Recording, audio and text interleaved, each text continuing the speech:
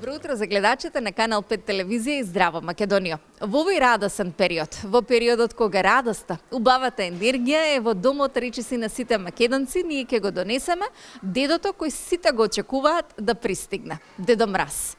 Тој е господинот кој ги радува децата и ги носи детските насмевки, а зад облеката на Дедо Мраз се крие господинот Благоја Тортевски. Добро утро. Добро утро. Господине Благоја, 7 години ја носите радоста во детската градинка Мајски цвет. Па како започна оваа приказна? Како започна? Така доброволно, од љубов кон децата, сакам да ги израдувам, ме прифатија вработените и сека година доаѓам тука и моите внуци беа во градинката, а добро впечаток, највозможно беше кога беше пандемијата, кога сите се трга од децата, ја им дав пакетче низ прозор.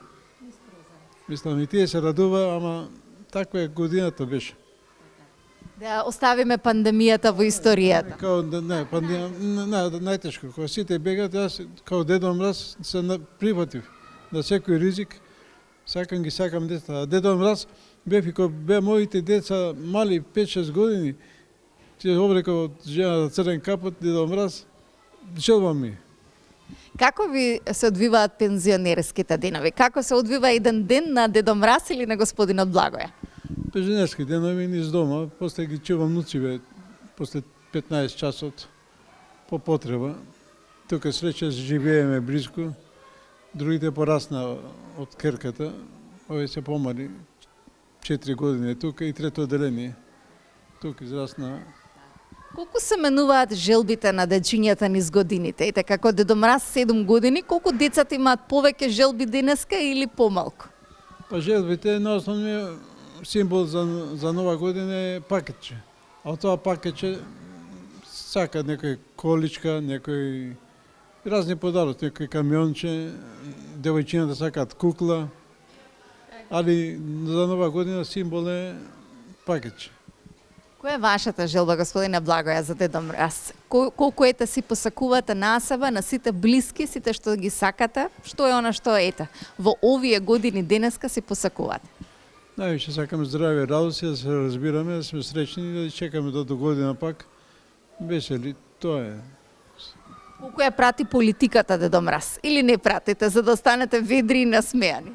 Политиката не ја пратам, бејќи знаеме каква е, политика си е политика.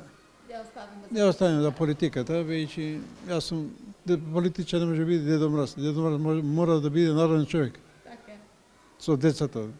Едноставно ме знаат од цело мало, здрава како си. Мислам, ги шетам децава низ тука, близко живеам. Добро намерен сум. И така, мислам. Така и да остане. Да.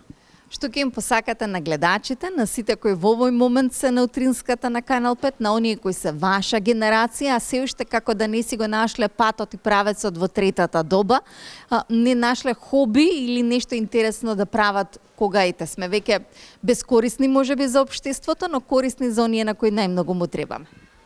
Највише да им помагаме на младите, бејќи јас кога бев помлад имавме работа време до 15 часот. Сега младите имаат до 15 до 17 часот да ги причуваме нивните деца од градника, од школи, што може да им помогнеме во секој поглед.